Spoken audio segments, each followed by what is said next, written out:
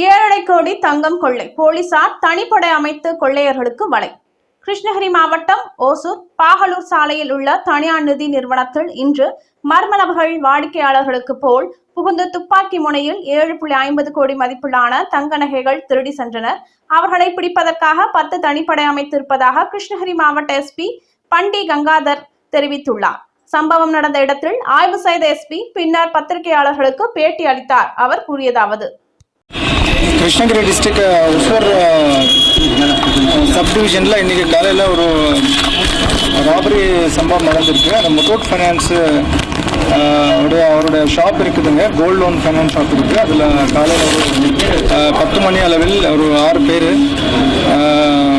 கத்தி வச்சு உள்ளே கடைக்குள்ளே புழுந்து ஸ்டாஃப் அடித்து ஒரு ஜுவல்ஸ் திருடின சம்பவம் ரிப்போர்ட் ஆகிருக்கு. இப்போ இந்த சம்பவத்தில் இன்னும் எவ்வளோ மதிப்பு பண்ணுறது இன்னும் தெளிவான முறையில் இப்போ தான் எடுத்துகிட்டு இருக்கோம்.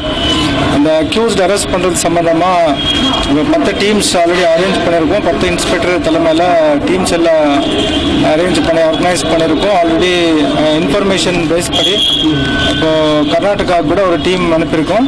கர்நாடகாவில் கூட ஆஃபீஸர்ஸ் எல்லாம் தீவிரமாக பார்த்துட்டு இருக்காங்க.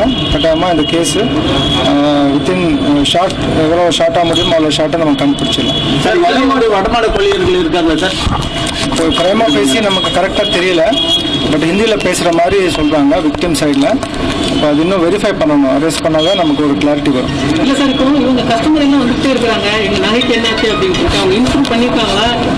என்ன விஷயம் அது எதுவும் இன்னும் நம்ம இப்போ தான் புலன் விசாரணை ஆரம்பிச்சிருக்கோம். இப்போ ஒரு இன்னும் கிளாரிட்டி வரல. இப்போ தான் ஜஸ்ட்டு நம்ம போலீஸ் டீம்ஸ் எல்லாம் ஆர்கனைஸ் பண்ணியிருக்கோம்.